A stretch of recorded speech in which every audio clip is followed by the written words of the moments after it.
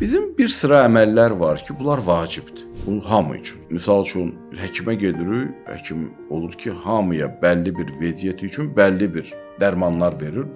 Ay ona ayrı, buna ayrı yox. Bir ümumi bizim mövzular. Məsələn, namaz hamı üçün vacib. Mübarək Ramazan ayının orucu hamı üçün vacibdir. Haramlar hamı üçün haramdır. Ay biri üçün bu haramdır, onun üçün bu haramdır. Yox, haram elə hamıya haramdır. Bunlar belə. Amma bunun yanında bizim başlanğıc vəziyyətimizlə yanaşı içimizdəki imkanlar da fərqlidir. Bizim buna görə irəli gələn çağırış və sınaq və imtahanlarımız da fərqlidir. Və bizim bunları qarşılamaq güclərimiz də fərqlidir. Ona görə təbiidir ki, hər bir insanı vacibatlar və haramlar və bu mövzuların yanında hərənin özünün üzərinə düşən bir mükəlləfiyyət var, məsuliyyət var, mövzular var və insanın içindəki istedadların da işə düşmələri fərqlidir. Adam var ki, məsələn üçün o gözəlliyi kəşf eləyərək, varlıq aləmindəki gözəlliyi duyaraq ayılıb.